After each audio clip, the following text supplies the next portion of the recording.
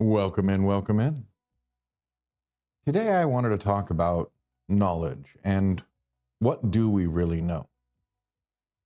Now, over the history of just about everything, information changes so often it's hilarious. Hey Jade, how you doing? The the biggest one that you can point to is health. I'm doing good, doing real good. Health has changed over the years to be so many different things.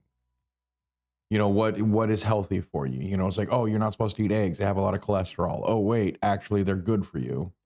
They have the good kind of cholesterol because we didn't realize that there was good and bad. But I mean, the point is that what sources do we trust? How do we find information from people that know more than we do but that we can trust? Because a lot of things happen that people don't think about, like, oh, that guy's got a Harvard medical school degree. Yeah, but he learned it from the Johnson and Johnson wing of Harvard Medical, or whatever you want to talk about.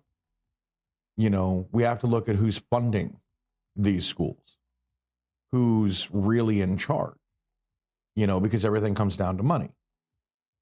So can you trust somebody who was put through the, pharmaceutical company grade education where they're taught to teach to their bias?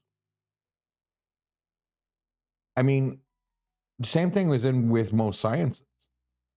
And that's really what comes down to. Hey, Infinite, how you doing? Is it how do we understand what to trust? How do we vet the sources? The first part is getting rid of your own confirmation bias. That's what a lot of people, I'm doing good. What a lot of people don't understand is that there is such a thing as confirmation bias. You want to believe in things that people will agree with. You want to believe in what you think is right. The problem with that is that sometimes we can get ourselves stuck in these ideas. And then, hey, what's up, Rando? And then we end up parroting back information that we haven't vetted ourselves. And by vet, I mean, like, look it up. But again, the problem is who do you trust when you look it up? So one of the things I like to do is actually find sources that disagree with me.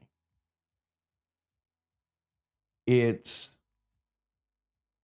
difficult to explain when you find sources like that you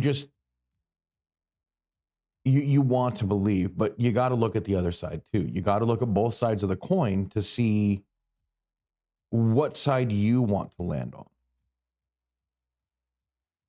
And it's really kind of difficult sometimes for a lot of people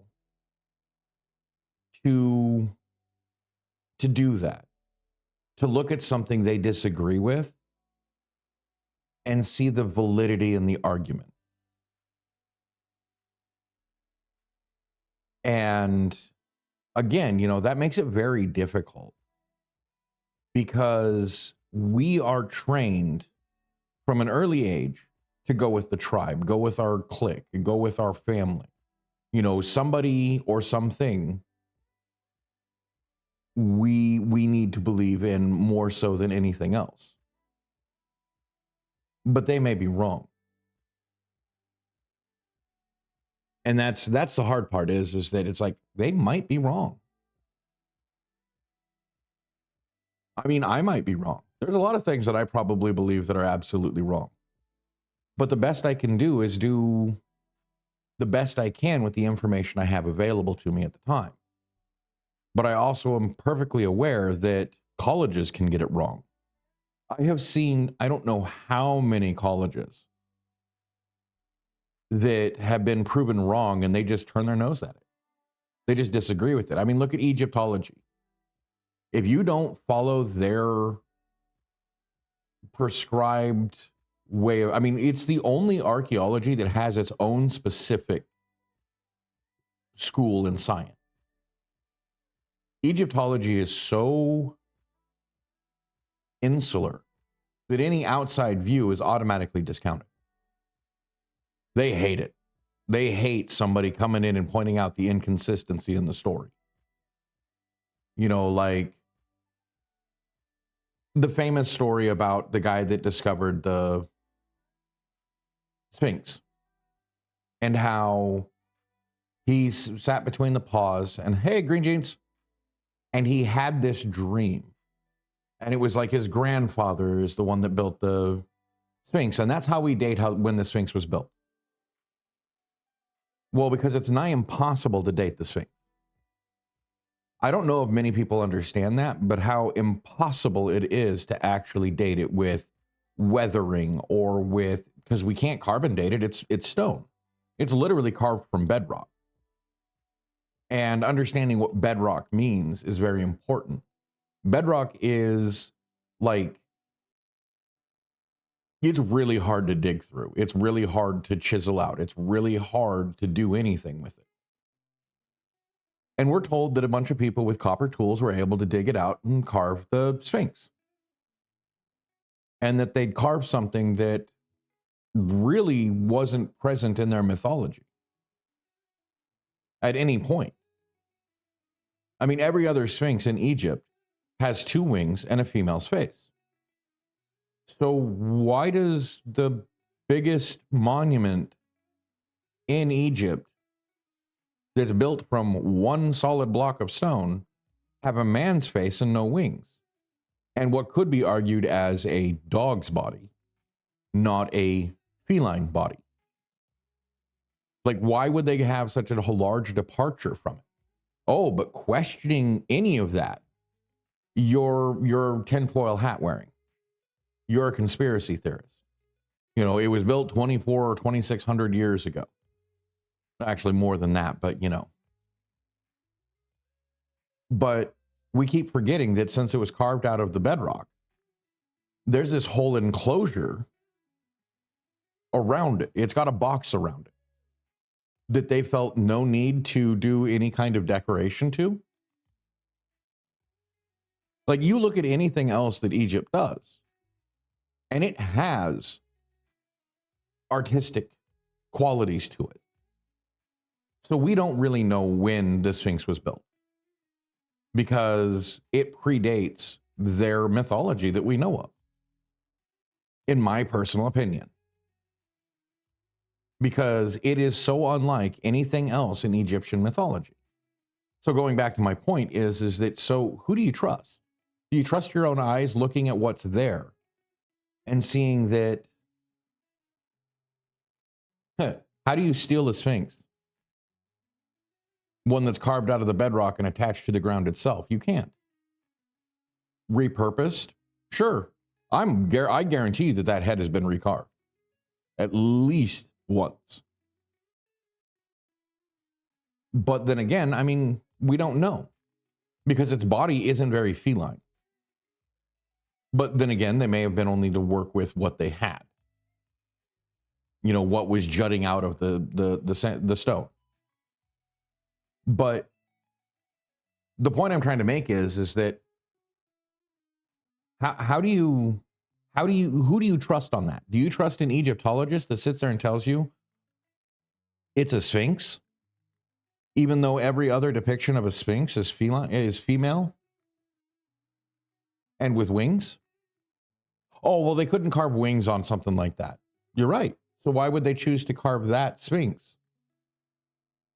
That piece of rock, a Sphinx. You're telling me there wasn't other things they could have carved? I mean, just think about the folly of that. That would be like somebody saying, I'm going to carve a Mickey statue and making it end up looking more like a rat. You know, so it looks more like Chuck E. Cheese than Mickey. Who's going to believe you? In our day and age now, it's like, which one are you going to believe? You're going to believe your eyes. And I have a feeling that that's the same kind of level of, oh, well, they only could do it this way. They only could do it. No. Then they wouldn't have done it. You know, the other thing is the dating of the pyramids. I don't think a lot of people understand how impossible it would be to date the pyramids. One, regardless of what they tell you, there's never been a body found inside. We had to blast our way into the tombs that ended up not being tombs. There were no, in the three great pyramids of Giza, there were no holes. You know, oh, it was tomb raided. You know, like you said, you know, there was tomb raiders in war. It's like, then why did we have to blast our way in? We couldn't get through the 15-ton stone doors.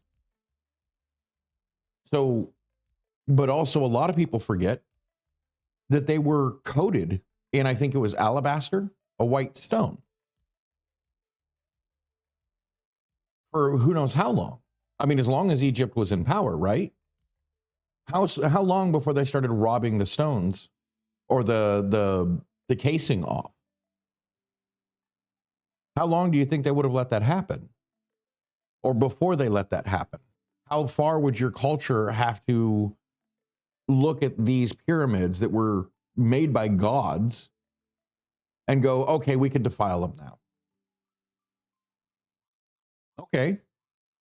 But that's going to change how you age them, because they're not going to be as weathered. You look at those pyramids, they're super weathered.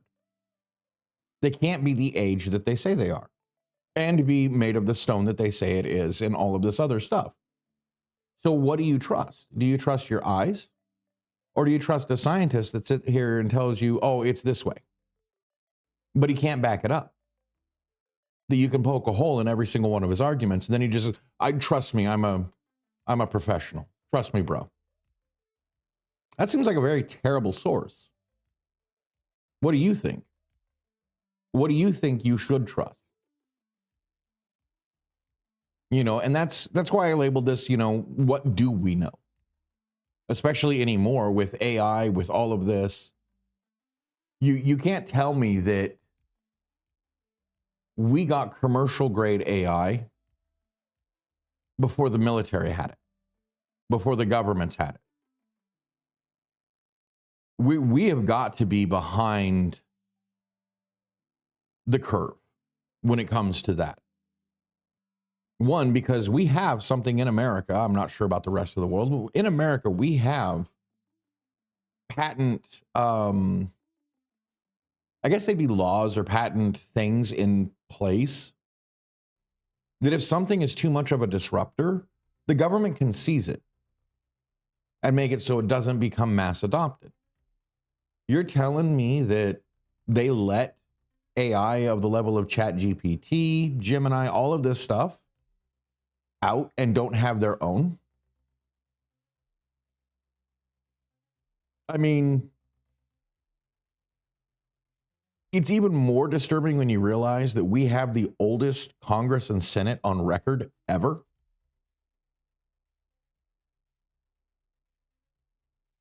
Like, these people have been in power a long time, much longer than anybody else.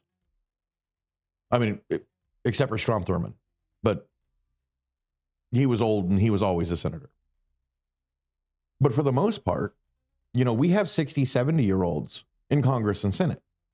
We don't have younger people. You know, and we're sitting on the precipice of a very dangerous abyss. We have politicized everything. I mean, shoot, Cracker Barrel wanted to change their friggin' logo and do a renovation to their restaurants. Regardless of how you feel about it, why did the friggin' president have to feel the need to talk about it? Well, yeah. I mean, it backfired, but even the Funnily enough, this was the most unified both sides of the political spectrum have been in forever, because people keep talking about how it was MAGA that did it, except for the DNC and even Gavin Newsom, who's really big in the... Well, right. But see, that's my point, is that, one, it was a dumb maneuver. Don't get me wrong. I think it was dumb to try and do it. But why was it made political? Why did that even cross the president's desk? Why did that cross the governor of California's desk? Why did they feel the need to speak out about it? That isn't a political button. You're like, what? Is the next, election we're going to make Cracker Barrel great again? Although I do have to say, the funniest part was that they took the cracker and the barrel off the label. So, and I find that funny. Well, they're trying to steer you away from the Epstein files. Right? But, that's the point, is that the Epstein files weren't going away. They had to find something. So they made the Cracker Barrel thing into such a big deal.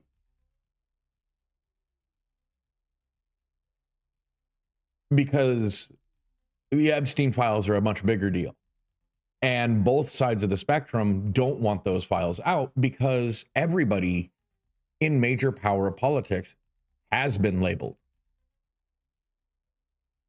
Oh, yeah.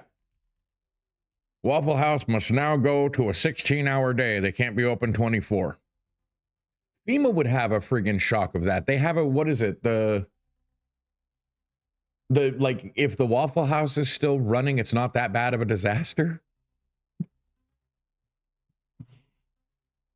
But, I mean, that's the point, isn't it?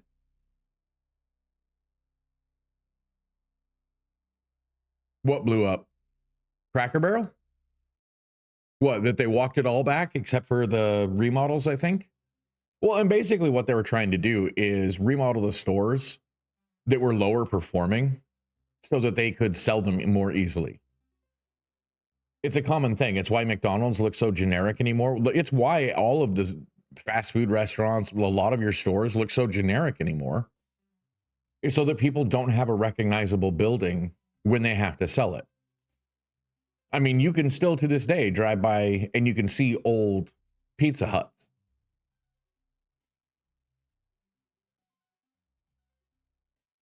Good. Erskine? I know what you mean. But I am also not sure if they would let you type that out. So, yeah, the Epstein files. Yeah, I know. The victims are now coming forward. I mean, in more of a horde. Like, it's not going away. And I don't think it ever should. Not until it's been released. I mean, all of the footage. Oh, you're going to get undoctored footage. Honky bucket. Now that would have been funny. But yeah, I mean, that's the point, is that we have to remember that often when something makes bigger news than it really should, it's because they're trying to push you away from something else. I mean, I know Alex Jones, crisis actors, people like really shit on that. But I'm wondering, because he got really close to the truth with the, what was it called? Bohemian Grove. He got really close to the truth and really close to a seat of power there. And then all of a sudden he starts going nuts. Yeah, Erskine. Yeah, I will. Yeah, that makes it a lot more.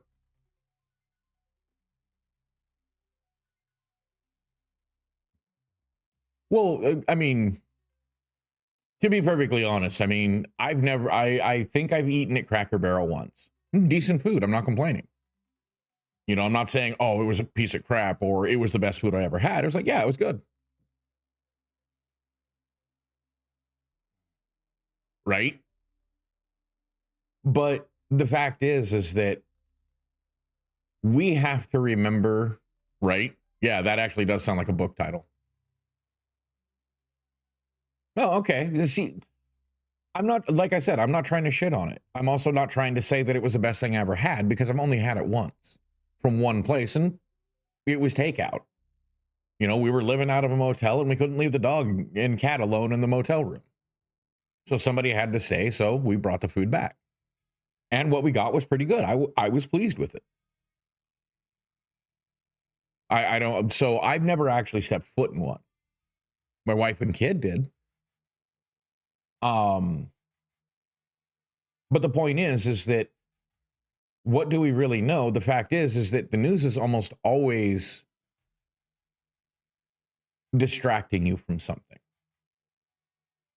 Almost always. And if you can find it, there is a movie, and don't let the title fool you. It is actually a damn good movie, and it is not at all what you think. But it's called The Best Little Whorehouse in Texas. And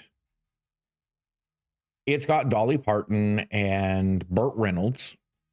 But my favorite song, because it's a pseudo musical, get over it, but my favorite song on there is done by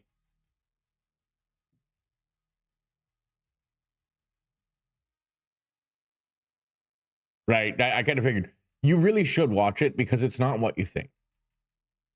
They have this song by the politician in the movie called I Love to Do a Little Two-Step, and it's basically about distracting people from what he's really doing. You know, when somebody tries to call him on his shit or something like that,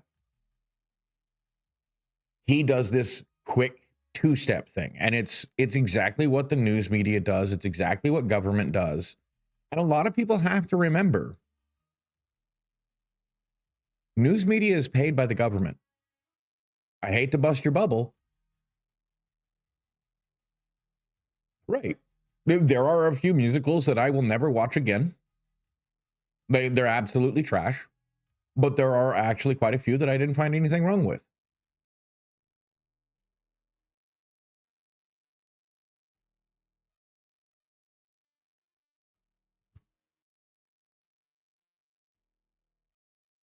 Right? I mean, just like any movie, I had there, you know, there's good ones and there's bad ones. My absolute favorite musical, Rocky Horror Picture Show. Absolutely love that movie. And I mean the original. I keep forgetting that they tried to remake it. But Newsies, the musical about child labor. Yes, I'm aware of that one. But the point I'm trying to make is that, well, actually, kind of funnily, Newsies. What a lot of people don't realize is that the news media, it doesn't matter which side it's on, government always has to be in the loop. Government has to approve of what's being said. Don't believe me? That's fine. Look into it.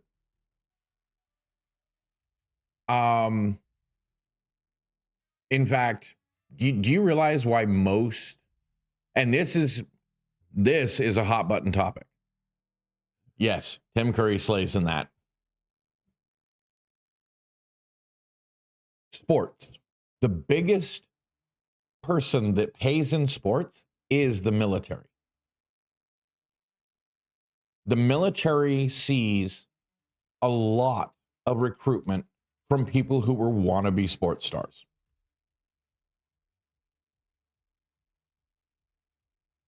Okay.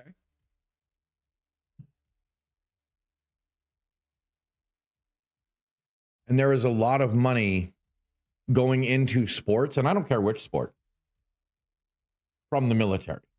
In fact, the whole reason why American hockey pretty much failed is because they weren't seeing as much recruitment. So the military stopped paying. Oh, 7 Brides for 7 Brothers. That is a brilliant one. And that's the point I'm trying to make here is that you have to make up your own mind. You have to look at the information. You have to take the time, because news hasn't been good for 20 years. When they got rid of newspapers, and I don't mean what they call newspapers today, but in the 90s was the last gasp of newspapers. Most people don't realize that the news that was meant to be news, delivered at your door every morning, fact checked upon pain of lawsuits. That is, that was the best news we could get. And I don't think people really understand how important that was. But we let it go. I mean, I did a whole English 200 paper on it about how we could have saved newspapers. The only problem was people didn't want to.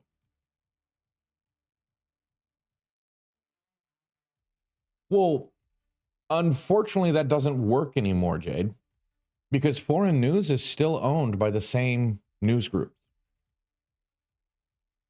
Look it up.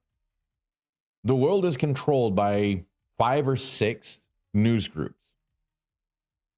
Now, foreign news at best, like the India Times, is owned by Jeff Bezos, but they're not being paid attention to. But until they start getting popular, they'll be paid attention to, and then that same line will start going through.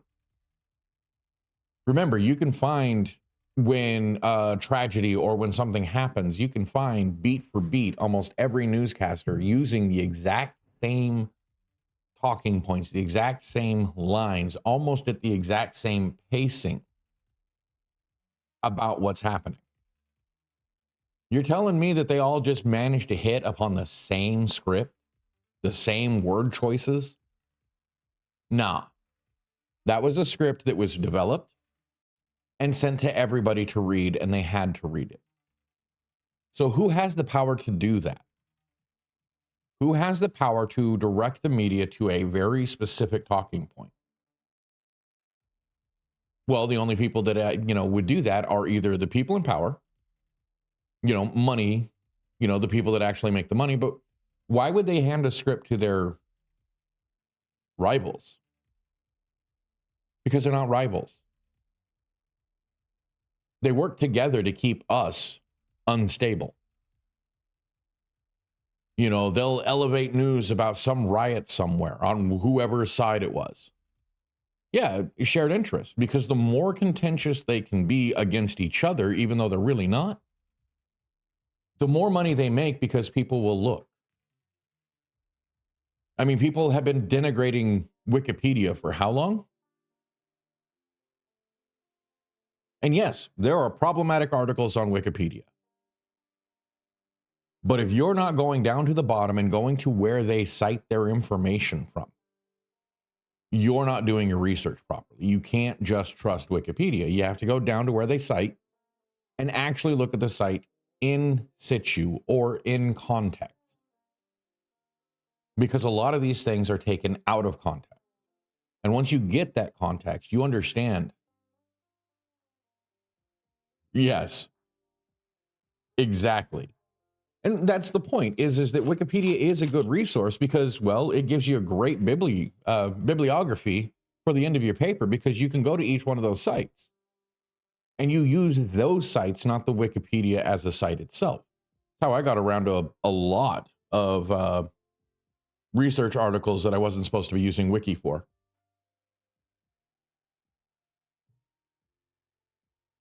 But the important thing is to understand, trust your gut. I actually feel that ground news is ridiculous, because they're telling you that, oh, this news source is left, this news source is right, this news source is center. Well, you're just trusting another person over your own eyes. Fox is left or right leaning. MSN is left leaning. I don't need a companion article to tell me that. They're not telling me anything I don't already know.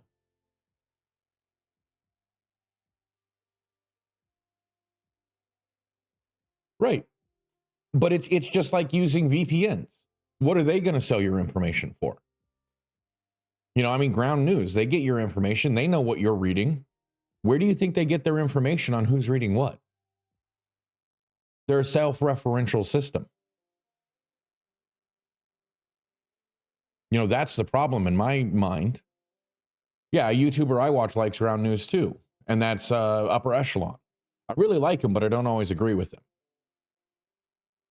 I really understand what he goes for, but he's taking shortcuts.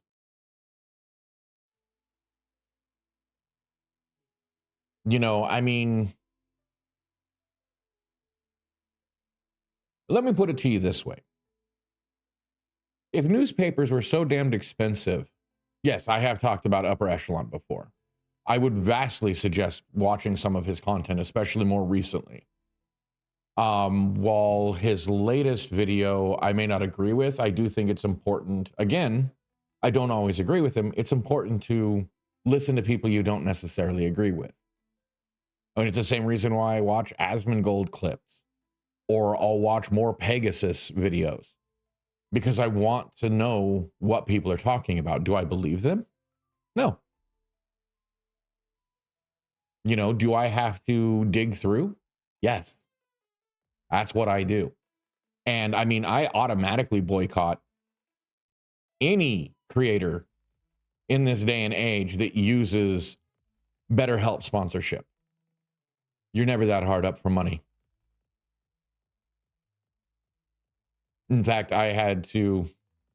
Yeah, he's just fun. I mean, he doesn't even take his own videos seriously, and that's kind of part of the point, is that you have to realize he doesn't take his videos seriously.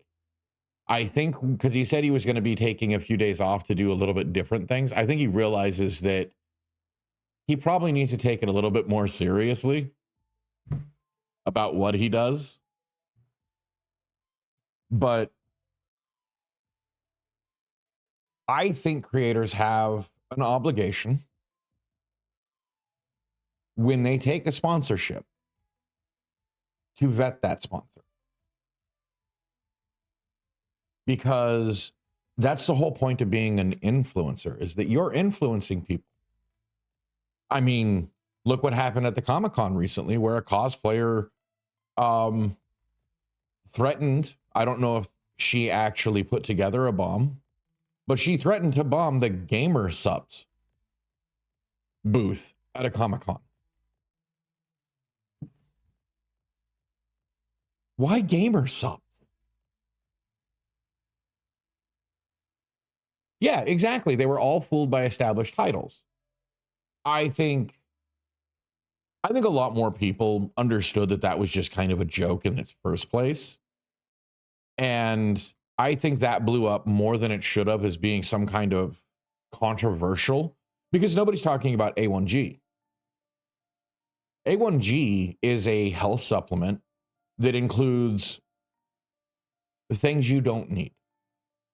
In fact, the YouTuber that I saw do their tests on the items is that it barely contained what it said it contained. And that's the supplement industry.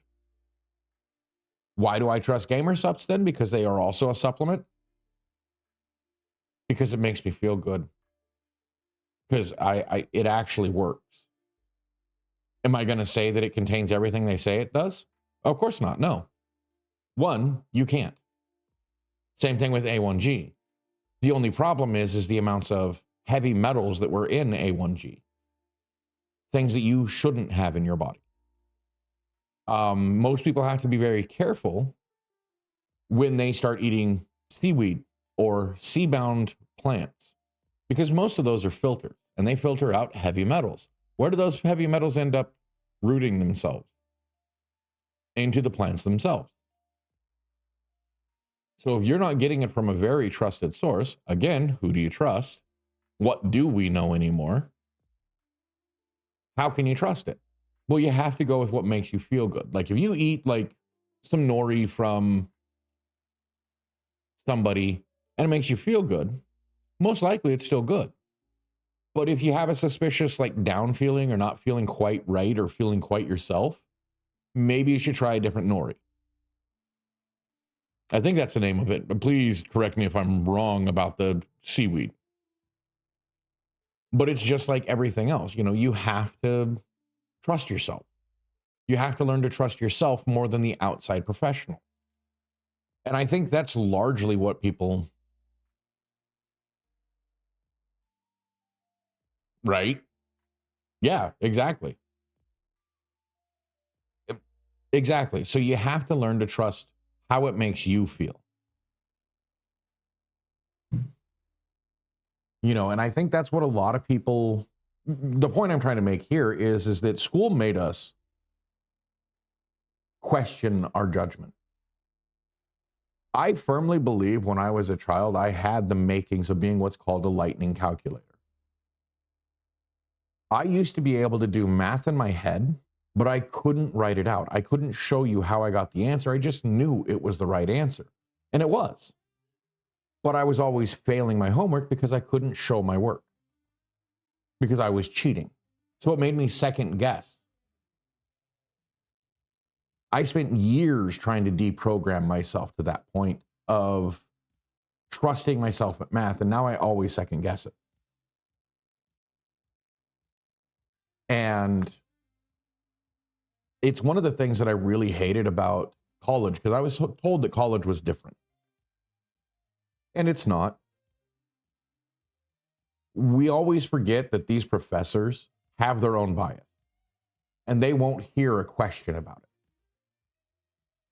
And that's why in a lot of my classes, I didn't get the highest marks I felt I deserved. Maybe I'm arrogant. Maybe I'm conceited that I'm smart and I can remember things and put two and two together better than most of my professors. But all I got to say is that the professors were teaching to a book. I barely ever used their book. I listened to them. I listened to information because I did my own research outside of class. And I would find statements that disagreed with them. Hey, gossip, I know you're helping somebody move. Don't worry, you haven't missed any bots yet.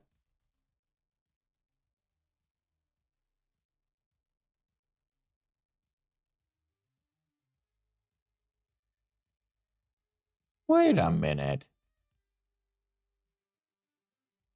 Infinite, how come you're not a mod?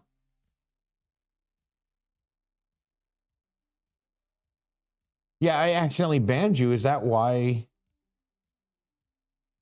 Because you were a mod. Okay, so that automatically, like, well, I feel like a jerk. I will have to fix that.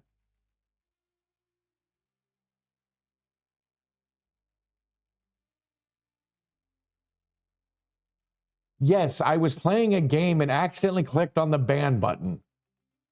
I feel bad enough about it already.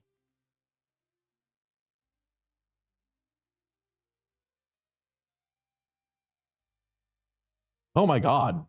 Go away. How do... Yeah, because I have this widget on the side so I can watch chat, but I also have my moderator buttons on there. And I was playing, I think it was just Quarry Tuesday. Was that literally last night? Either way, I'm an idiot and a dumbass, and I will accept that I made that mistake, and I will, yeah.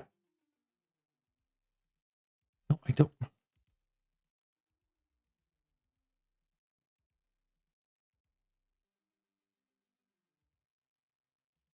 Anyway, sorry, it was just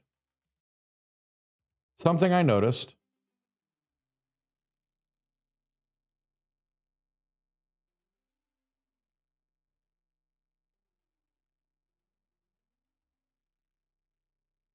Yeah, I'll fix that. I promise. I will fix that. I'm doing good. Was literally talking about, vetting your sources and understanding that not everybody that's trying to tell you the quote unquote truth has your best interests at heart. And that even in school, professors have their bias, have their special interests, their special people they like to give more to. It's actually why I stopped going to college, because I realized that the degree was useless. And yes, I'll hydrate. Sorry, Green Jeans.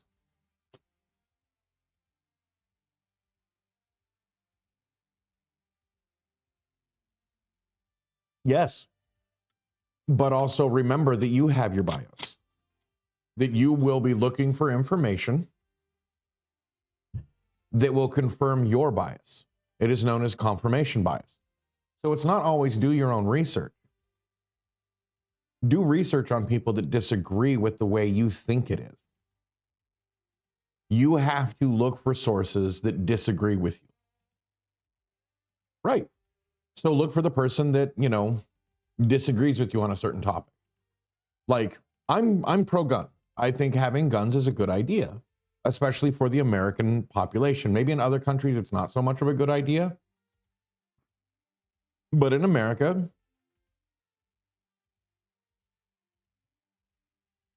oh yeah. But in America, I think especially since we are so much bigger than a lot of other countries that don't have guns, it's actually important to have guns. And not to defend oneself, but that is a concern. I mean, it wasn't so much long ago that we had road pirates. In the 70s and into the 80s, there was semi-truck drivers would actually put lead plates in the bottom of their trucks, on the floorboards and underneath their mattress when they slept. Because there was a rash of pirates that would roll underneath the truck, guess pretty much which side the guy was sleeping on, and use a shotgun, take out the driver, and then steal the truck and cargo. They were road pirates. You often hear about, it fell off a truck. Yeah, that's because somebody pirated it. People think pirates are of the open seas or on the open internet. No, there's pirates, grand theft is piracy. And there were organized crimes. I mean, where do you think the 1%er motorcycle clubs get their money?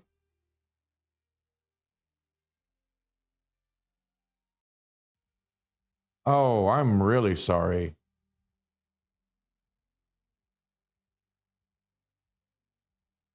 Well, yeah, okay, there are times when legit something falls off the back of a truck.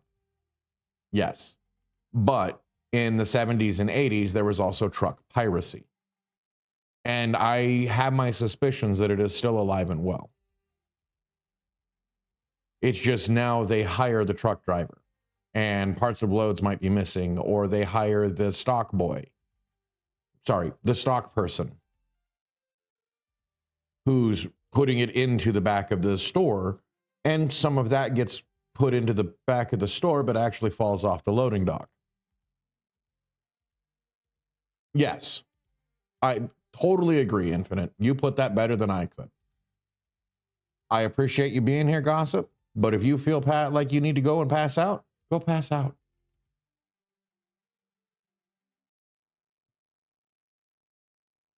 I will not be offended.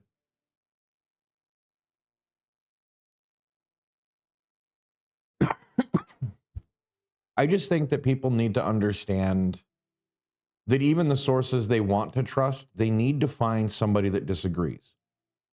You have to get out of your own echo chamber. That's what's happening a lot to the both political parties, fandoms, but pretty much everything. Disagree with somebody. It's okay. It doesn't mean you hate them. It's not personal. People disagree. It happens. And there's nothing wrong with somebody disagreeing with you.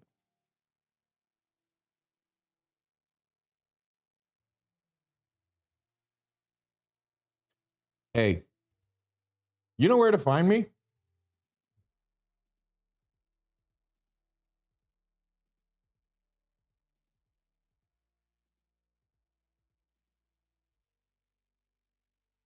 Yeah, exactly. That is exactly what I mean, Green Jeans. I knew a guy that made his living having people go to Walmart and get stuff through food stamps, and he'd hand them Xbox 360s that were supposed to be checked into Walmart.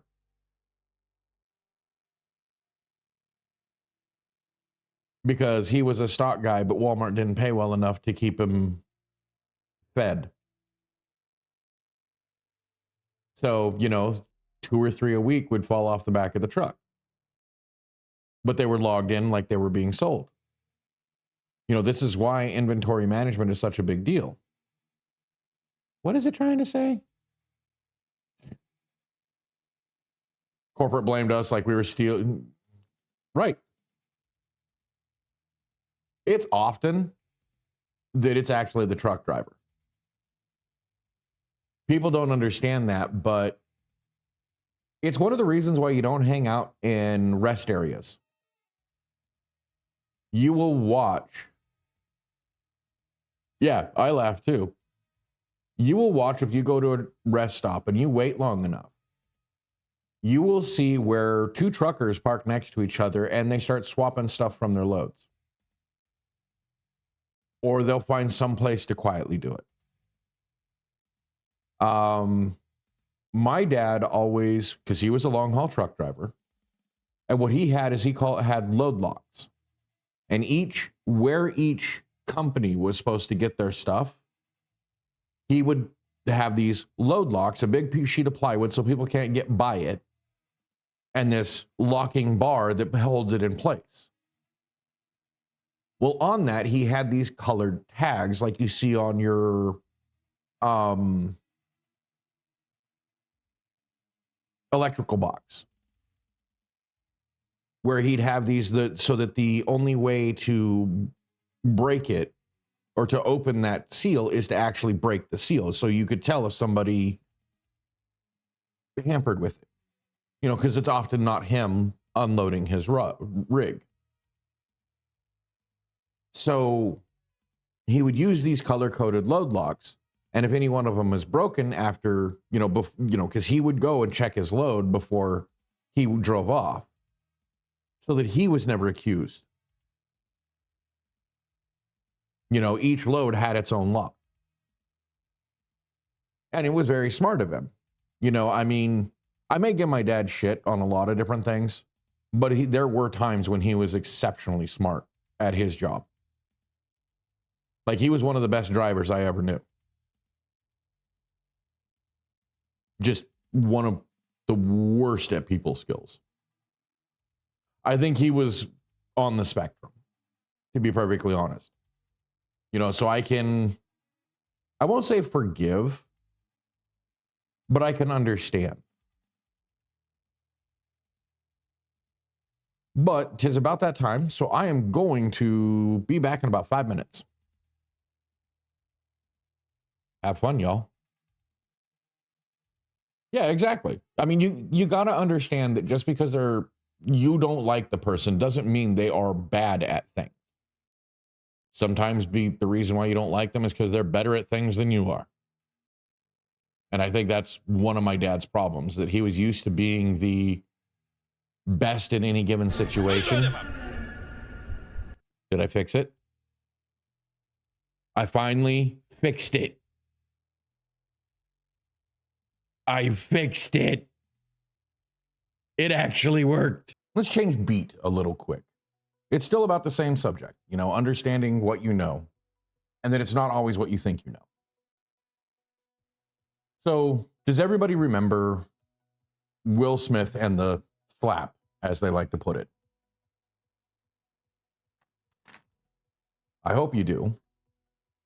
But I remember at the time doing some research and finding out that there was an old Oscar award show, or maybe it wasn't Oscars. It was an award show where basically the exact same thing happened almost 30 years previously, or 20 years previously, or something like that. Almost beat for beat. And Actually, I think Jade was talking about me, Infinite.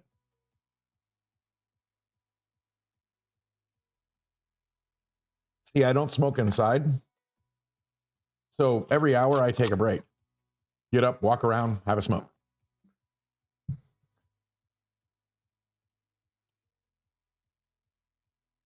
Yeah. I never suggest anybody take up smoking, by the way. It is a hell of a habit to break. But I guess the point I'm trying to make is that movie stars almost always, everything about their lives is made for TV, so to speak. Old school movie stars had contracts that even included who they could date publicly, not necessarily privately, but who they could date publicly. Well, I didn't. What am I doing wrong?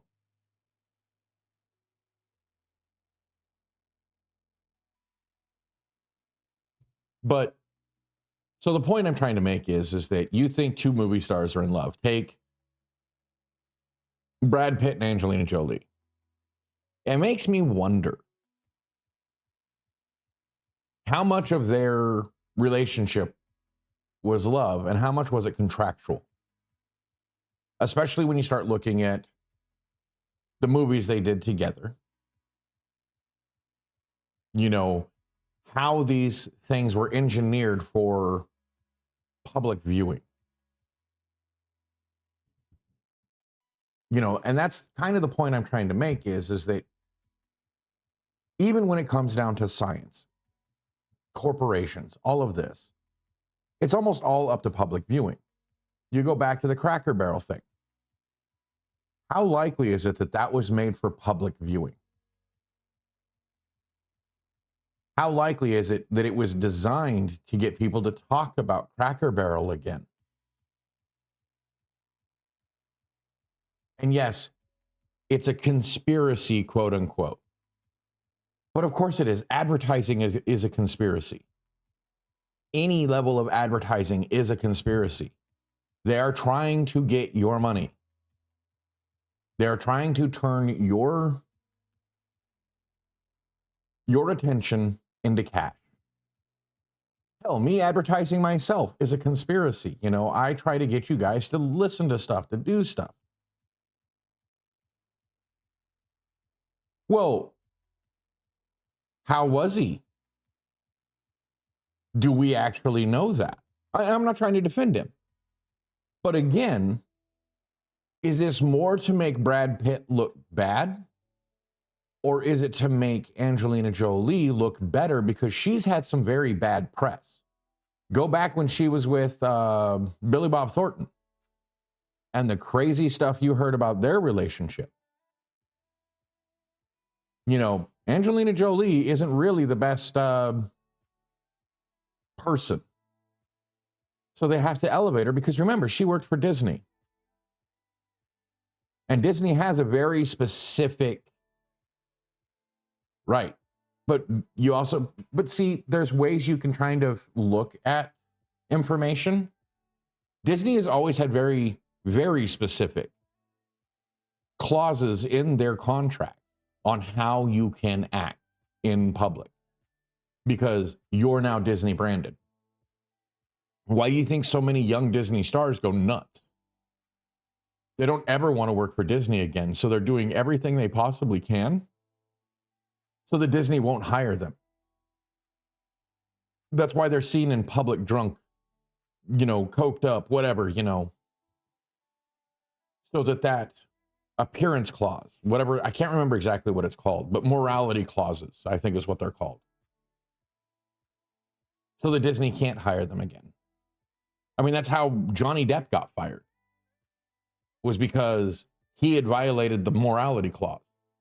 Like, you don't think that he couldn't have sued Disney? Yeah. But you don't think that Johnny Depp couldn't have sued Disney over them firing him? He could have, easily, other than the morality clause in the contract, which is ironclad. because it's even down to the appearance of something going wrong, of you doing something wrong. You put yourself in this position to where now you're seen as a risk. And that's really what it comes down to, is that we have removed risk. I mean, it often blows me away, and I know most of my audience is of this age range, how little you guys know, how much you guys trust what's being told to you. How much, as we used to say when I was growing up, how much you trust the press releases. Like everything you guys see today, from movies to your news to even your TikTok feeds or your shorts feeds,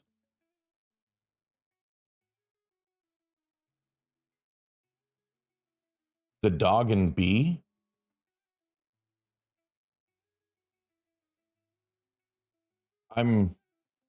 Is there a pun there?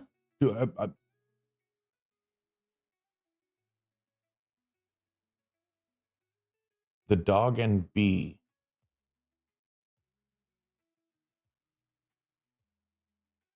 I am confuzzled. Oh,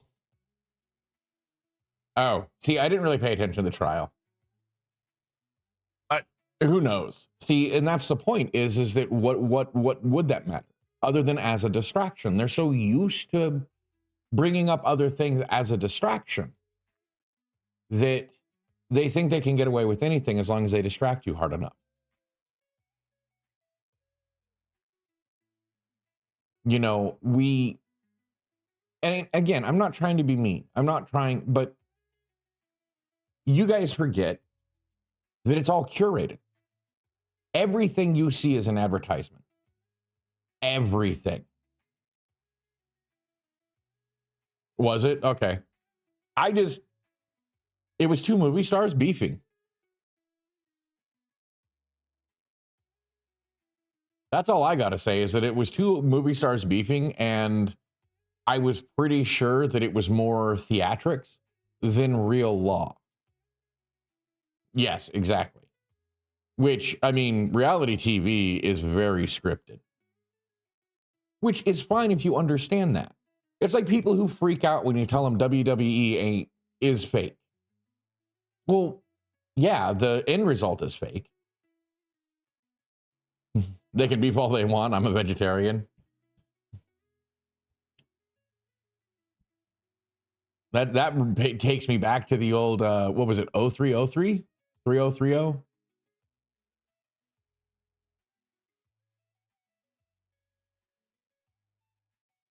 What is that? Oh, what was that song? I like that song. Why can't I remember it? I think it was 0303. Yeah.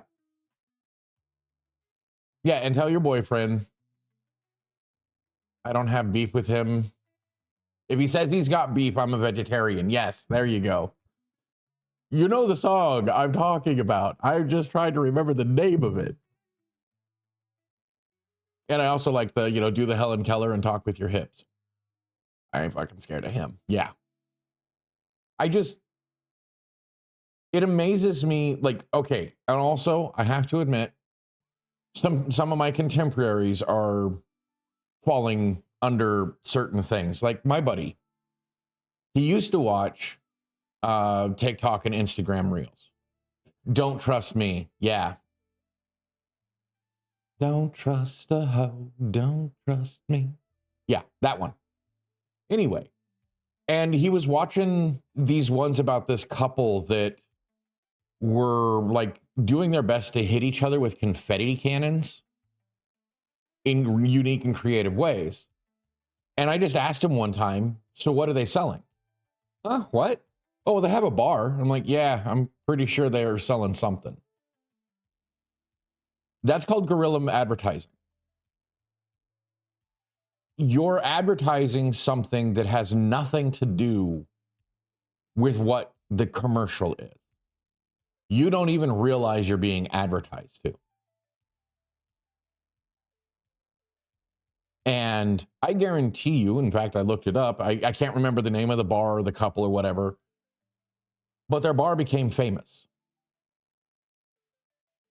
at least in their local area. And, they got more custom because they started this TikTok or Instagram or whatever one it was.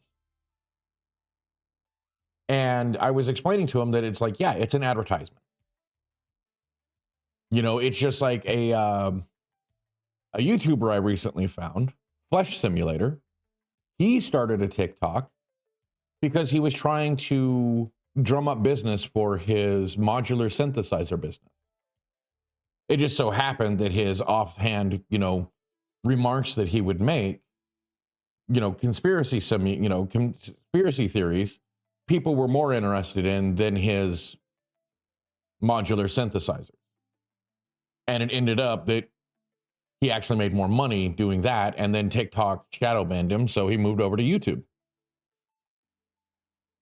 And dude's got a good head on his shoulders, and he knows what he's talking about. I know it's a strange name, and he looks like a 1970s conspiracy theorist from a movie. Like, he's the one that's talking about, all of the wrong in the world. But if you actually listen to him, he puts it to you in like you should be wearing a tinfoil hat. But he's actually debunking more conspiracies than perpetuating them,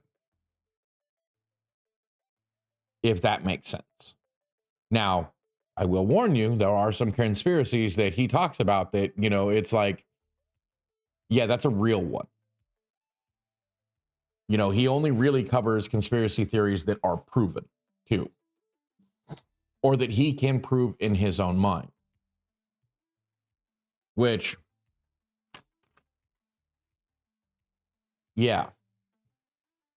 Just if you go there, start with an open mind. He looks, yeah, but it's interesting. Just like another guy I found called Coop. I'm not exactly sure if I fully vetted or if he's just a college student with way too open, or was a college student. Coop. Okay, there was Flesh Simulator, and the other one was Coop.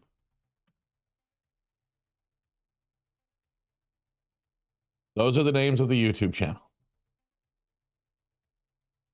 Just so you understand. They dive down rabbit holes. They do stuff like that. Coop's got some really good ones, short feed videos, stuff like that.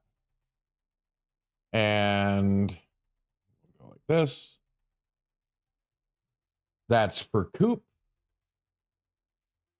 Now I need to find Flesh Simulator.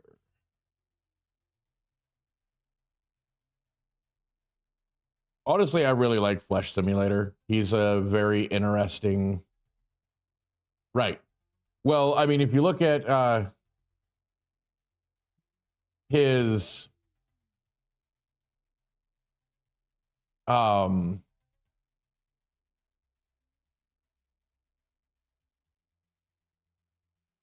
if you look at his name, it's actually Scooper of Coop.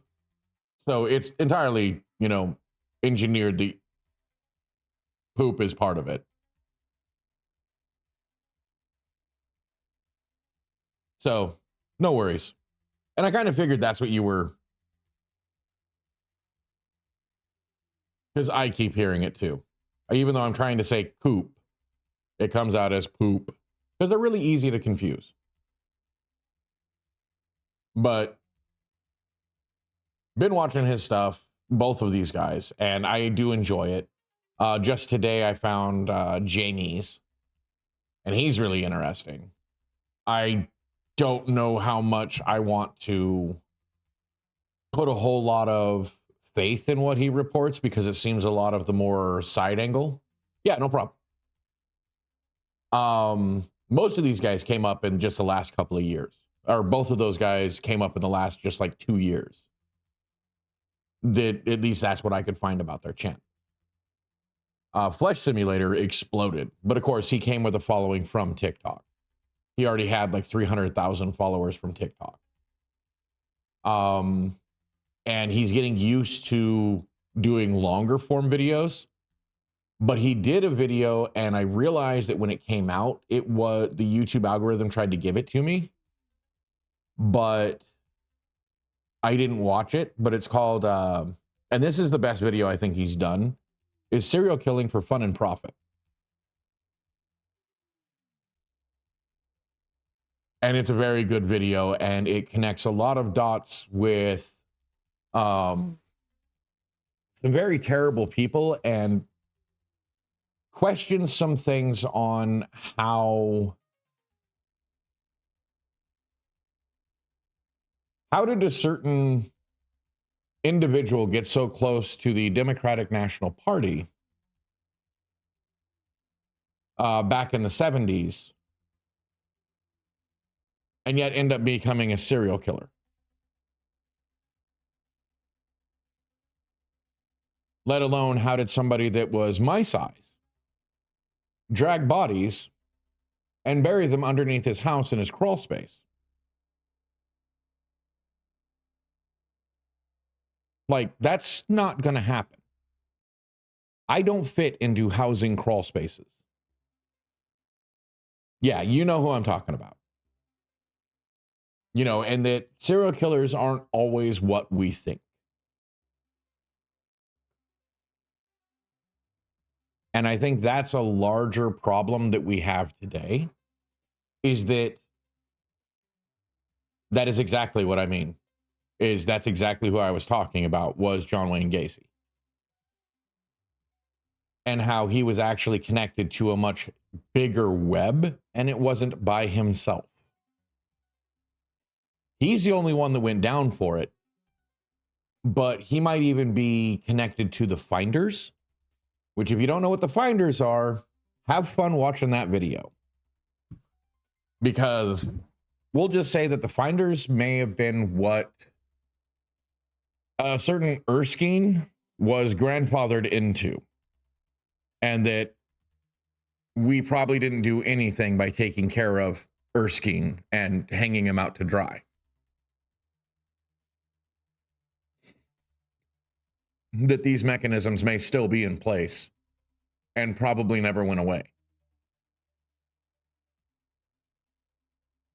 I also maybe really like Flesh Simulator because it agrees with my bias, my confirmation bias, in which I was pretty sure Erskine was in the employ of a certain foreign government.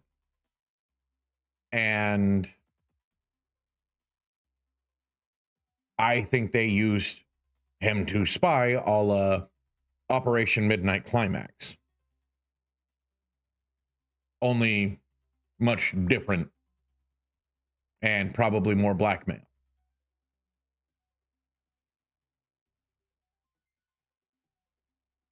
Yeah, exactly.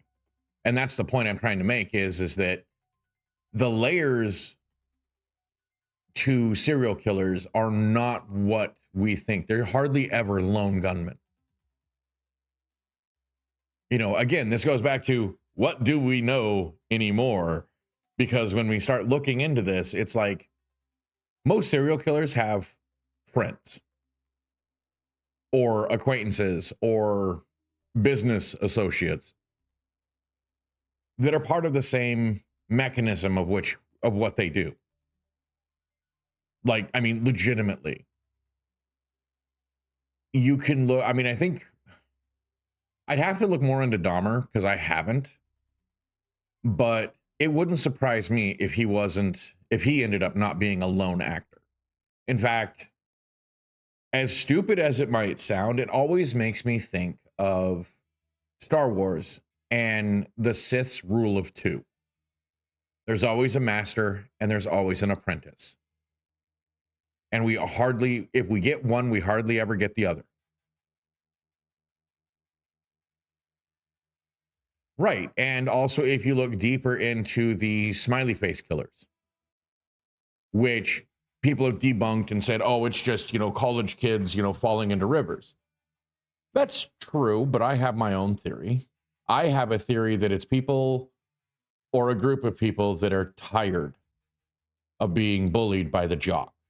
Now, I'm not saying that the guy that was killed was always the jock that bullied them.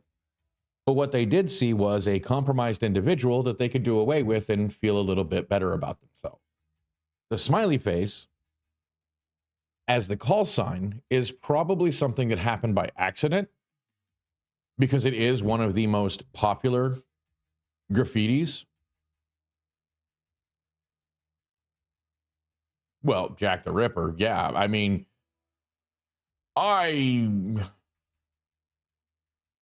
the fact that you can tie the same time period, and this always blows me away, that Jack the Ripper and H.H. Holmes were almost contemporaries. I always think of Jack the Ripper happening so much later. You're welcome. Glad it woke you up, I guess. I mean, I love serial killers. Not in the, like, I want to emulate way, but I mean, I like taking it apart. I like looking at the information. I mean, like, what do they say? There's like there's always more serial killers active than we want to admit. Yeah, right. Nine Tails, you have to be careful because somebody might end up taking you seriously. Just say it. And also remember, every joke has a little bit of truth to it.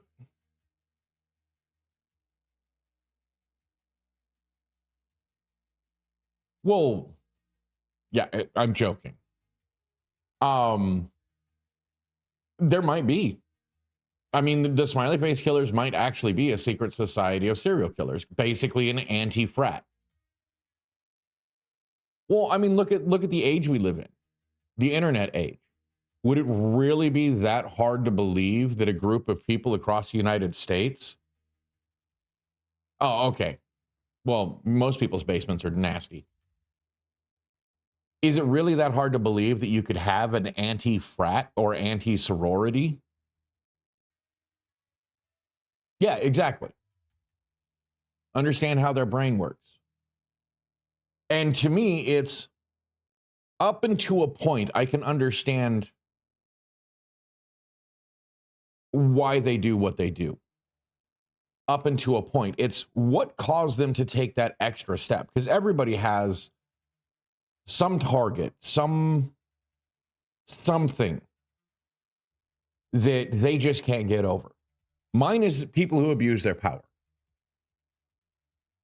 I hate it, absolutely detest it, when somebody abuses their power over someone else. Whether that's a boss, whether that's a parent, whether that's a corporation, a government individual. But I could never take the step and say, you know, go out and start hunting them.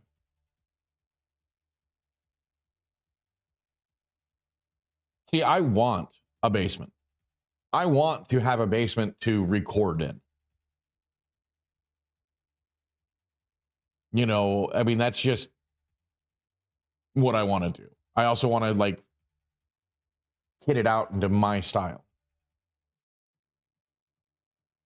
But I could never take that extra step, not because I want to take the extra step, but because it's too easy. Just straight up, you know, hunting and murking somebody. Like, no, that's too easy. They've damaged lives. And in some of these cases, multiple lives. Like, no, they need to pay for what they did.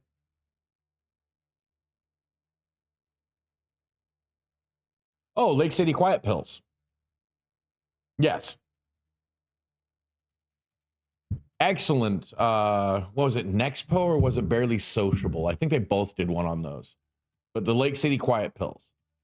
Now, that hits a little close to home because I used to hang out with a guy that was at a Um, what are they called? Legionnaires? No, the VFOW. Okay, lazy. I think either Barely Sociable, which I'm really pissed off at Barely Sociable. Yeah, Winged Hussars. But the Lake City Quiet Pills, basically it's where bullets are manufactured as Lake City. Bullets are about the same size as a regular pill. Well, the Knights Templar, yeah, they were bad guys. But me personally, a bullet's too quick. I believe in true punishment, especially when somebody has damaged somebody so much. They should get to live a long time. Best medical care I can provide. I believe into the pain, not to the death. If you've seen Princess Bride, you know what I'm talking about. Yes. I want them broken. I want them to feel infinite. You want to know what's really funny? What is really funny? That's my middle name, Wesley.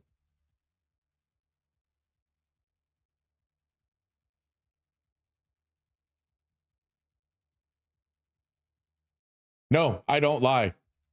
I am not lying. You could ask Jade.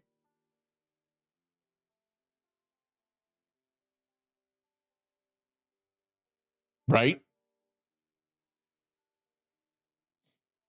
But no, Green Jeans, I understand what you're saying there, but no, they don't get to go free. Because that's part of it. They never get the hope. Yep.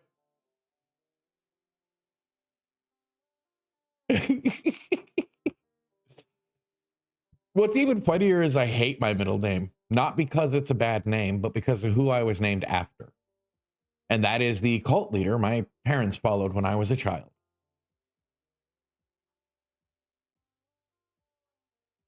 But, and I'm not going to say his name because that's doxing, and he might be dead by now, but I don't know. No, it's not McLovin. I may be Irish. Yeah, there you go. But I would make sure that they never have the hope of leaving their problem, what they've done, because they have trapped so many people in that same jail cell with them, mental jail cell. They destroy lives for fun and profit. They engineer whole campaigns that destroy lives, that cause riots, just so people won't understand how much damage they do. So if I could ever find a way to make that illegal, to truly hold these people accountable for the damage they do, because we're not given a choice. You know, if it's not Amazon, it's something else. We don't have a choice in who we really buy from because it's all bad. If you haven't seen The Good Place, watch it.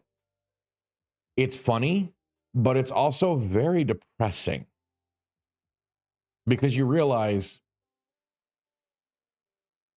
well, have you at least gotten to, I think it's season 2, where they explain how there's no getting into The Good Place?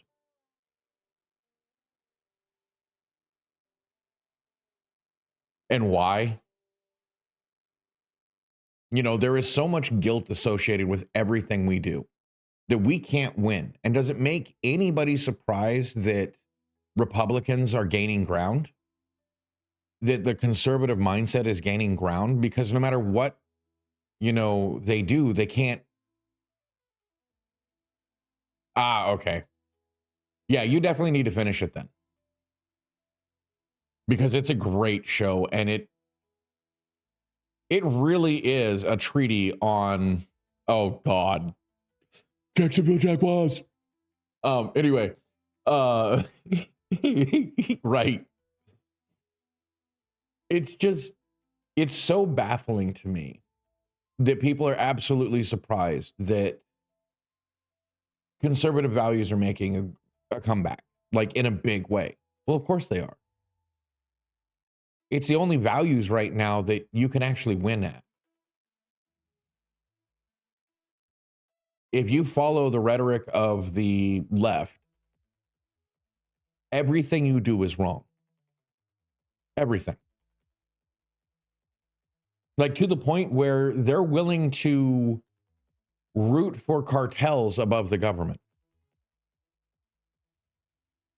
I'm not saying that the government is the good guy, but the amount of damage both do isn't even equivocable. They're not equal at all. You know, I mean, Trump may be an idiot and not necessarily a good guy. But you're telling me that a sex trafficking, drug dealing murderer is better than Trump? And when you have to make false corollaries like that, of course people are going to back away. I mean, there was the vice mayor of some city in California that was asking the cartels why they weren't protecting their territory against the ICE raids. I may not be a big proponent or fan of the ICE raids, do not get me wrong. But you ever wonder if you're asking for gangs to protect you, you might be on the wrong side? Or that you might not be exactly in your right mind?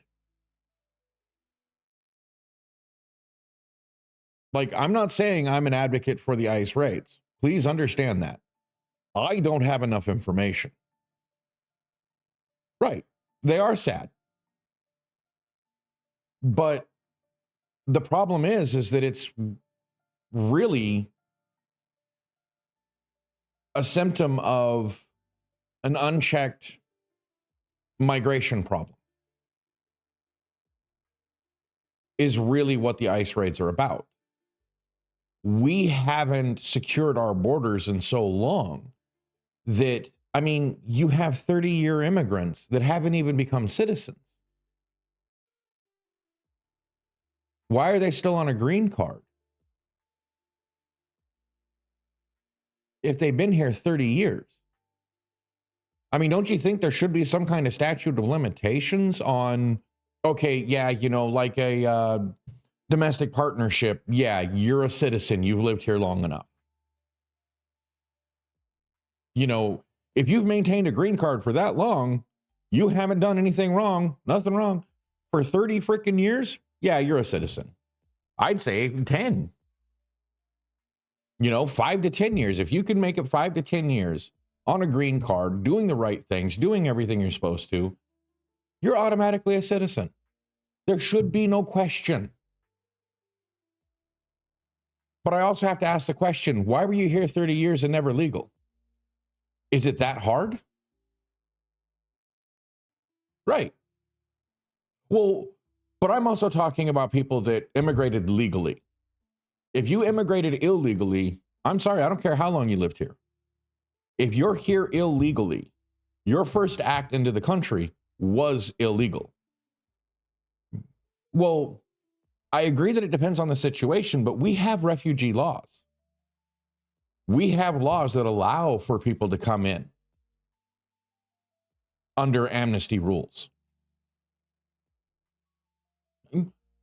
I get that.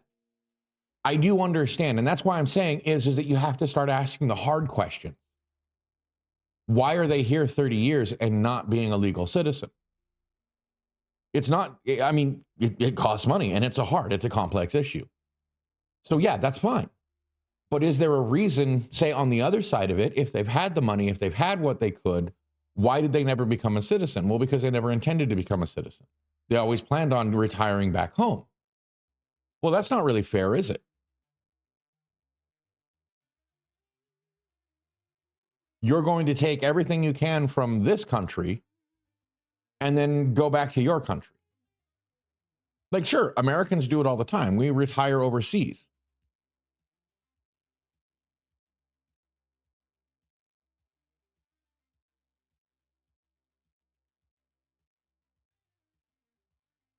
Okay, I understand that.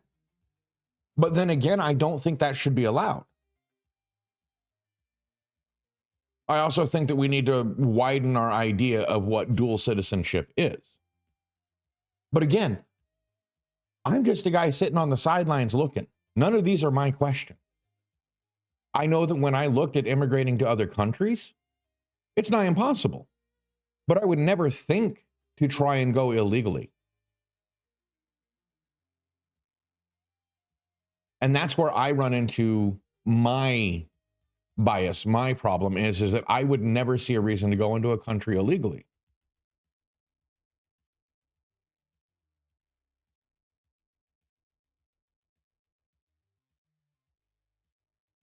Well, if her, and that's my thing, is if her country would treat her better, why was she here in the first place? Why didn't he go there?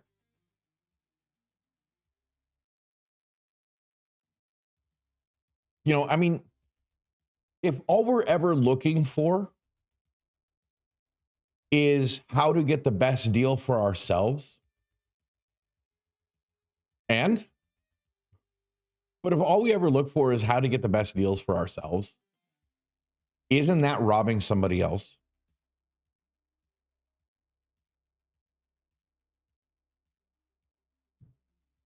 Some do. Some are called expats, meaning that they never renounce their citizenship and they do this cycle of green cards, much like what I assume, you know, people immigrating into America do.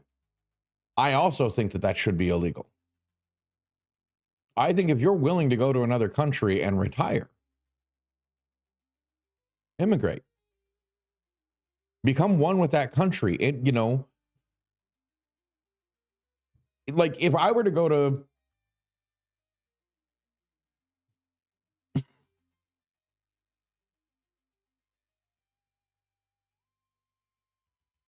and I can say that that sounds absolutely wrong, especially if he was Air Force. Survivor's benefits to Air Force personnel are not cheap.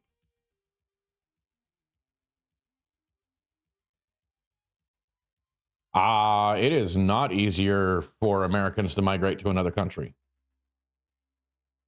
I have a buddy that had to go through a cycle of 3 different countries because all he could ever get was 60-day visas. And they had like a 90-day fall off. So he could only stay in the country for 60 days and he couldn't come back for a 90 days. So he had 3 countries that he would cycle through. It's not easier for Americans to migrate to another country. Trust me, I looked into it. I'll be perfectly honest with you. When I heard Trump was most likely going to get elected, I started looking into it. And I found out that most countries have a cutoff. I can't immigrate to any other country because I'm too old at 46.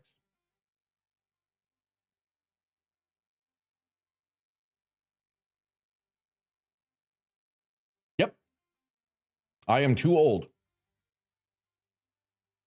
Yep. Japan and Australia both would not take me because by the time I would able to get everything together, I would have been older than 45. 45 is their cutoff.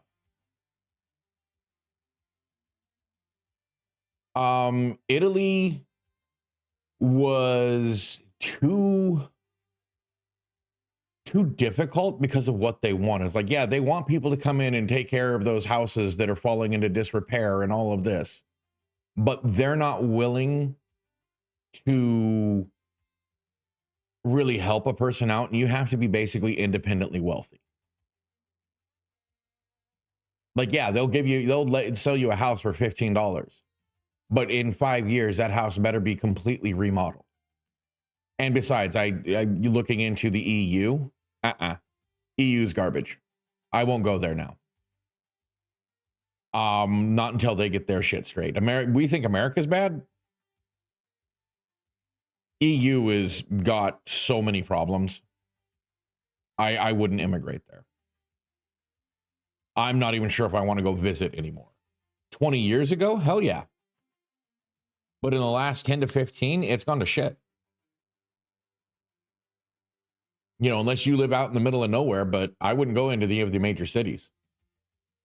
I still, one of these days, want to earn enough money so I can just go to Japan and pay the fee. Because every country has, what a lot of people don't realize is every country has a investment citizenship. If you basically, I think it's like $1 million, just, I could be wrong on the number, but it's like $1 million. If you can just pay the country $1 million, you're a citizen. No classes, no other qualifications, just hand them $1 million and, you know, you've invested in the country, you get your green card, you get your immigration status. Well, and there you go. The pandemic screwed everything up. The pandemic destroyed our community cohesiveness. We no longer visit our neighbors. We no longer talk to our neighbors. The politics of that time period destroyed our trust in our own neighbors, but increased our trust in people that we see never. You know, and just to speak on one thing, Gossip, you know, you say immigrants don't have that option, that it's easier for Americans to migrate to another country. It's really not. I know I kind of talked on that, but no, it's really not. It's, put it this way. If Americans were walking down into Mexico, we'd be seen.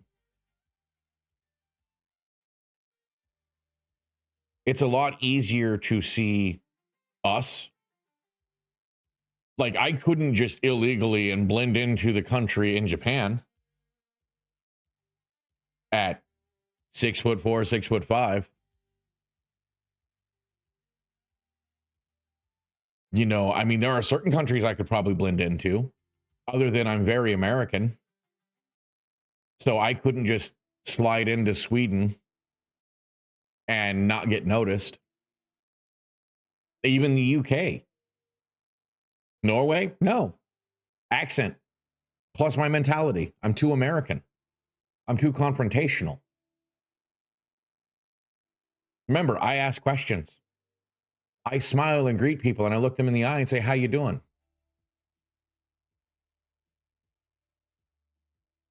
Thrown in jail. Illegally, let's see, illegally in Japan.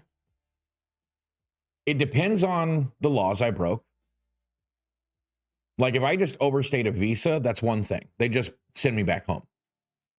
If I basically did identity fraud, worked under that and all of that, Japan would put me in jail. And then I'd be deported. Just flat out.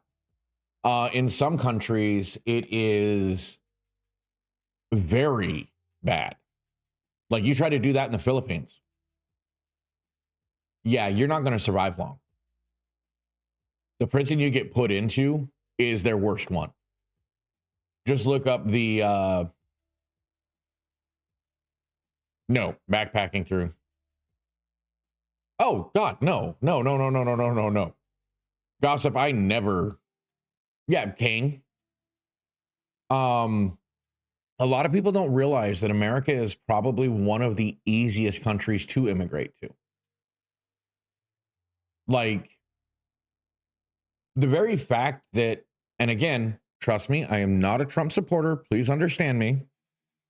The very fact that Trump has offered people the chance to self-deport and get cash not, not having to pay their airplane bill, and they could go to, I think it's even their country of choice that'll take them. But to self-deport for some of these illegals, it's like, that's not bad. No other country is going to offer that. If I were to try to go to any other country, they wouldn't offer that. I mean, I almost got into a shit ton of trouble when I missed my ship and I was in Greece. If I hadn't had my passport on me, not only would I have been sent back home, but I would have been made to pay for my stay, for the airplane ticket, and everybody it took to get me home, and every little bit it took.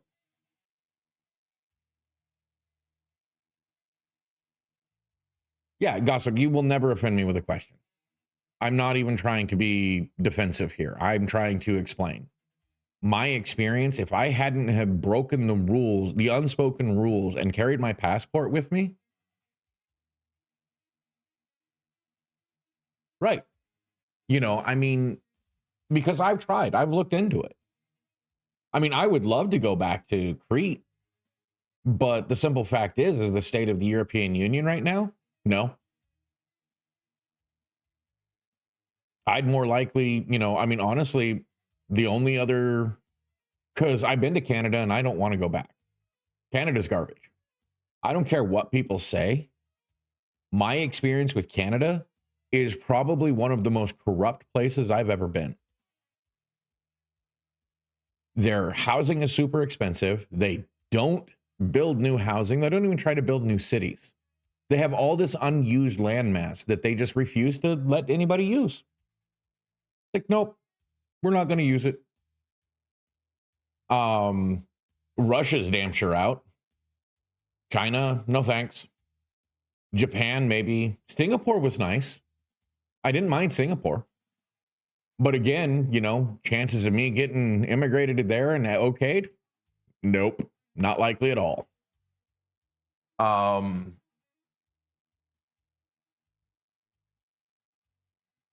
Yeah, I can't really think of many places that I think would be worth it to go. I mean, I'm sure, yeah, I see the politics, blah, blah, blah, and how bad it is in some places. Like, I'd love to live in a city that I don't have to own a car. I would love to be able to walk to where I need to go. Or at worst, ride a bike. Where I don't have to have a car. If you start adding up how much a car costs you for your quote unquote freedom, yeah, that's bullshit. Between insurance, maintenance, your car payment if you have one, you've got $10,000 to $15,000 a year you spend at minimum just on your car, and that's not including gas. It's actually cheaper to just buy a bus pass. But America's really shitty at mass transport. We hate it. It's always seen as for the lower class people, or as my buddies used to call them, which I started calling them out for because I realized what it meant, but calling them window lickers. I just...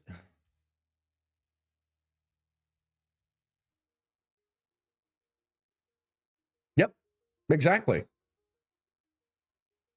Yeah, I mean, Americans are hated. In fact, when I got lost on ship, my ship left without me, they just assumed I was going to end up in the morgue. Because the climate at the time is people hating on Americans. They'd already had 2 or 3 Americans die. Killed. Like, that's one of the reasons why my nickname on that ship was Superman. Because I survived, drunk off my ass, wandering the streets trying to figure out what the hell to do. And the very fact that I survived and made it back to the ship is why they called me Superman, because I did what they thought was impossible.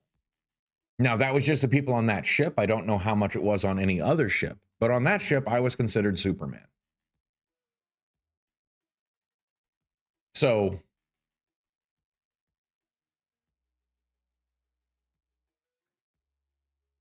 I could never pass as another nationality. There's no way. I am unpassable. I am violently American, and even in looks, in my demeanor. Um, like I mentioned before, I walk into a room, everybody sees me. Now, am I an arrogant American? No, I'm a nice, affable guy. I can be fairly intimidating enough that pickpockets, street toughs aren't going to mess with me, or wouldn't back when I was younger. But also, I'm nice enough that I treat people with respect, that they don't go after me. They don't treat me like crap, because I like to be nice to everybody, but I also like to keep my head on a swivel and be fairly observant. Yes, I can tell I'm getting drier.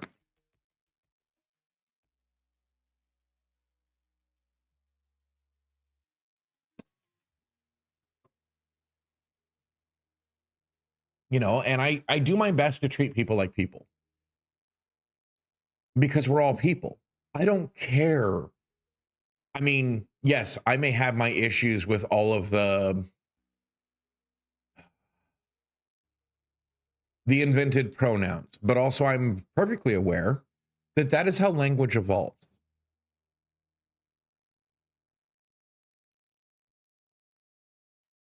Well, I pass as white and American, especially when I'm wearing my Superman t-shirt, or, just I pass as American. But I'm also big. And people just don't want to mess with me, especially since, when I treat people nice.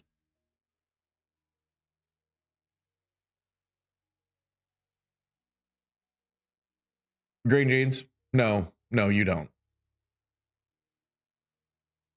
There is no way I would ever confuse you for a crackhead. It's a good joke, but no. No, it's when you shaved and you look like, a younger Tucker Carlson. That was hilarious.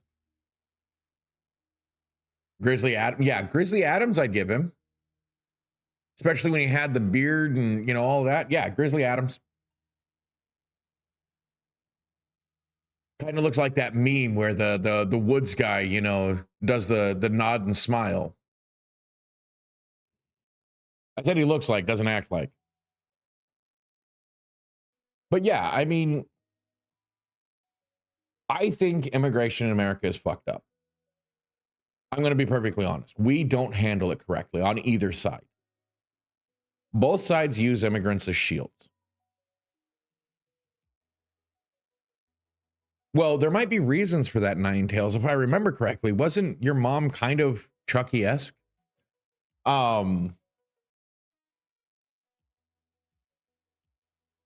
We don't handle our immigration well, and we haven't for years. We like having a weak, exploitable, and I don't mean weak as in physically weak or mentally weak. I mean like actually having no bargaining power. But we like having a weak, exploitable workforce. Hence the reason why we actually love illegal immigration, is because we can exploit them. We can make them work more hours than they definitely should, more than any hours that an American would. Of course, companies, that's what they say all the time is like, well, who's going to pick our, produce? Who's going to clean our houses? Like, what? You think that's all immigrants are good for? Bullshit. That's all you let them do. And the fact is that's both sides of the aisle. And that's what pisses me off. That's what angers me about it, is that neither side has the person's best interests at heart. It's literally, how can I keep my status of living, my standard of living? They want slaves without having slaves.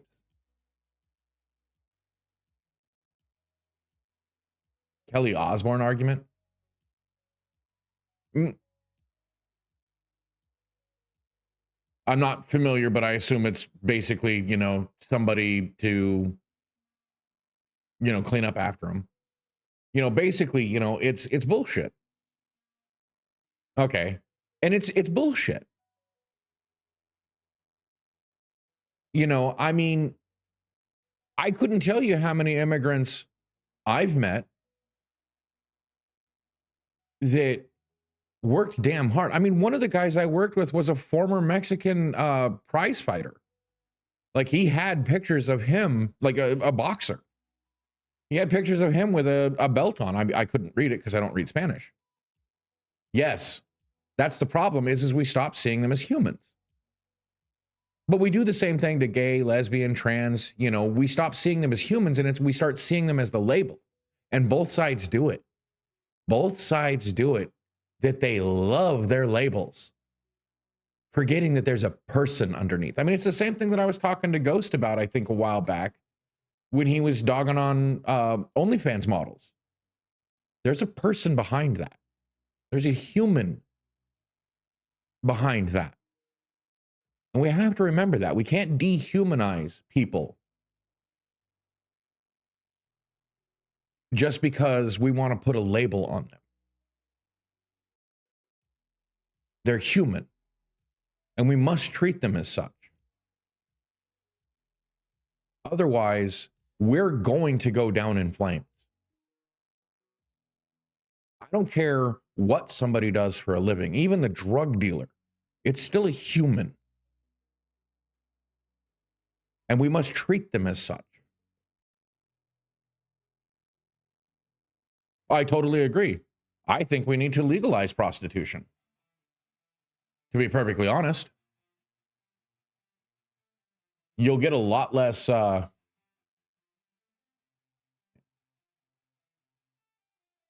exactly. But see, I also see a lot of, homosexuals, people with ADHD, they use that label to get clout.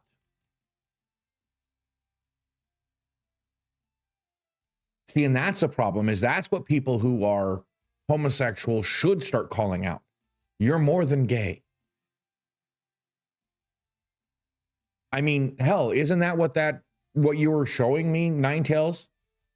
When We Rise? Isn't that what it's all about? Is just wanting to be human? Do I believe you guys deserve special rights? No, I think you deserve the same rights as everybody else. That's all I'm standing on. One, I don't think people need to label themselves as trans. I think that's stupid. You either are male or female. And I'm not trying to discount that they can transition. But once they transition, why do they still use the trans label? Aren't you now who you always were? So why do we have to use these labels to identify things? I thought we were supposed to be going towards a post-label society. Whether it's race, gender, religion, none of these things should matter. They shouldn't give you special rights. They shouldn't give you less rights. They should give you the same rights as everybody else. That's what I'm advocating for. That's the simple fact right there, is that we all should just stop worrying about what somebody is unless it actually matters, unless they're part of our clique and who we are. I shouldn't be treating you different because you're this, that, or the other thing. I just treat you as a person. If I like what you do, I say so. If I don't like what you do, I caution you and say, hey, I'm not really a particular fan of that. If you respect that, we're all good.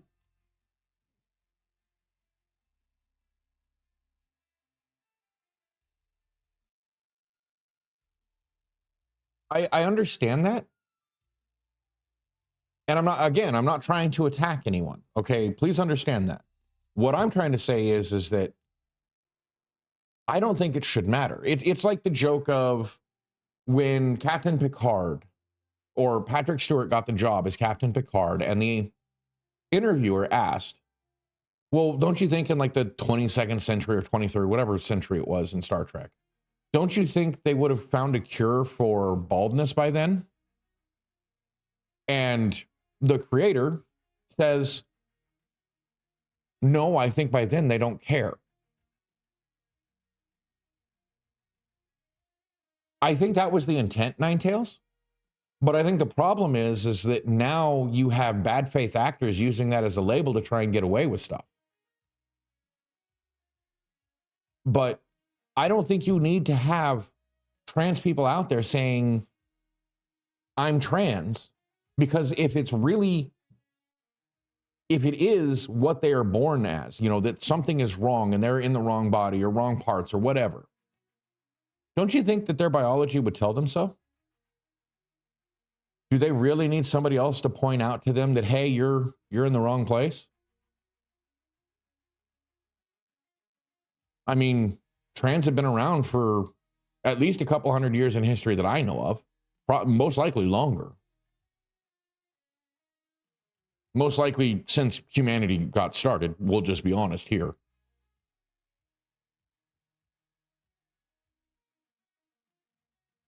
Well, are they looking for outside validation? Or are they looking for internal validation? See, and Nine Tails, I think what you're misunderstanding here is that this also means, good night, Green Jeans. What I'm talking about is that people can't look down on them, and that it's all right for somebody to explore what they may or may not be because they're still human. They're not a transhuman. They are human. That's all that matters. So don't get me wrong. I'm not saying, oh, you can't call yourself that. No. This would require a whole world of change. So I'm not saying that that's right now, that they should stop doing it now. I see why you might be getting a little defensive, and I'm sorry. I know I didn't speak clearly. What I'm saying, though, is that can we, both sides of this line, allow people to oh, I feel a little different than my peers. Something might be a little internally wrong with me, and it's okay for them to explore that. Because they're still human. We get to treat them as human. Does that make more sense? Okay. Right. See, I get what you're saying, and I realize that in the world we're in now, you have to do things like that. I want to get to a world where it doesn't matter. If somebody wants to dress up as a different way just to explore it for a while, dress up in drag and explore it for a while and then go, yeah, this does feel right. And then go and get the surgery. I don't think that should be a big deal. That's where I'm coming from. It's not going to make me treat you any differently. What? No. You didn't come off as rude or defensive at all. You're always way too hard on yourself. You're okay, gossip. But yeah, I think it's a good time to leave it. But I just wanted to make sure that people understood that that's what I mean. Is that I'm not saying for right now, because obviously we don't live in that world. We don't treat people like people. We should. We damn well should. Which is okay. We'll get there. What we're seeing is the death throes.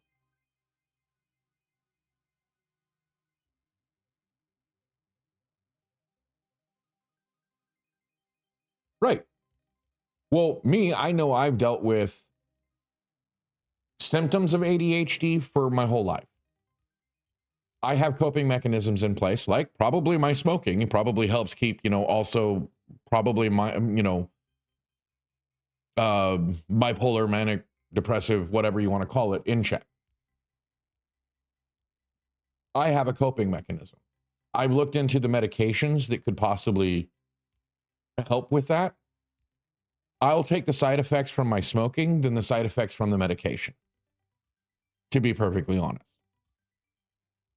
And I totally understand inordinate rage. I just have a very focused point of that.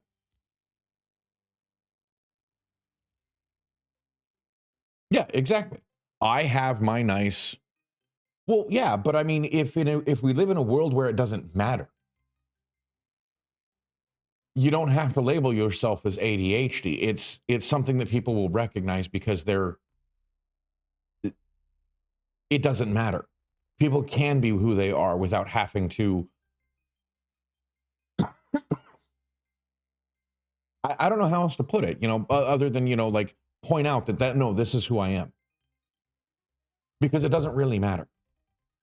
You are who you are, and that's all that matters. Oh, of course. Oh, gotta love technology. Yeah, I snoozed the ad, but he still has an ad because he refreshed. That's annoying.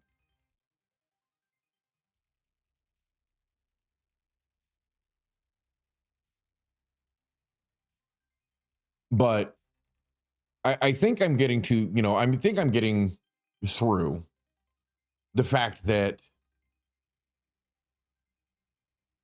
I just want people to be treated as people and be comfortable with who they are. Because that's what should matter.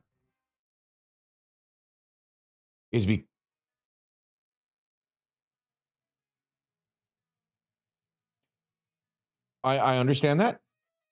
I understand discouraging smoking. But the fact is that I have been smoking since I was 18. I have done a lot of effort and work. And I smoke what I smoke because it has the least amount of chances of me getting lung cancer. I don't smoke inside. It's always outside. I do what I can to mitigate. And I hardly ever go over a pack a day. When I was looking into the medications, the side effects, and all the other crap that goes along with some of the meds that I would have had to take and how much they fuck with people on those meds. Oh, we're going to have to zero you out. We're going to have to do this. We're going to have to do that. Oh, right. I understand. I also do exercise. I do physically move. I get up. I move around. I just had a physical not that long ago. I do keep up on my medical. And my doctor still doesn't understand how I'm as healthy as I am. I mean, especially at, being overweight. I'm healthier than my doctor. Let's just put it that way. The biggest problem I have is my joints because I've carried so much extra weight for so long. I'm really trying hard to lose that, but I also know that I have to take it slowly and do it right. Yes, I am an outlier. I am very much an outlier.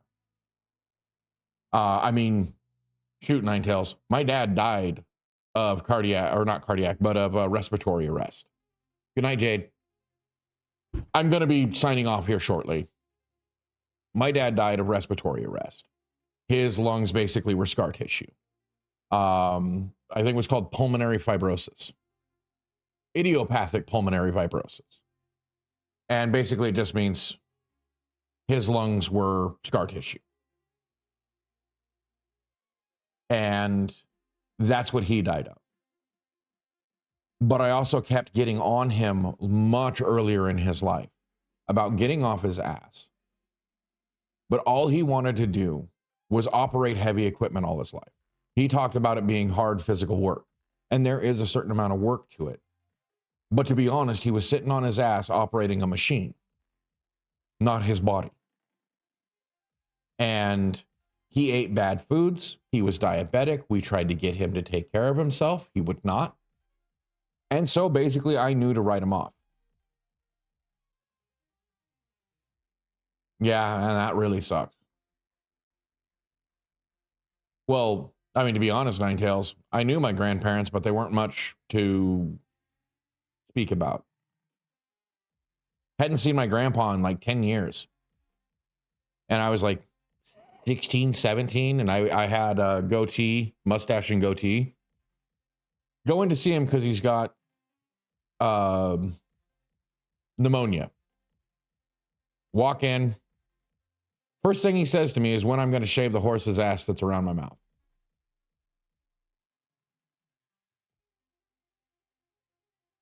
You know, this is why I hadn't seen him in 10 years, is because he always insulted me. No matter how much I respect my grandpa on my mom's side, he could never respect me.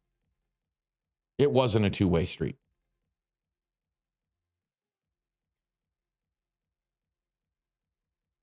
Yeah. And I dealt enough with that with my dad. To me, respect is a two-way street. You better give it if you expect to get it. Pure and simple. That's how I try to treat everybody, with respect. And that's how I want to be treated. I give as good as I get. Anyway, I'm going to end it there. I hope you all have a wonderful evening. And I hope to see you here tomorrow night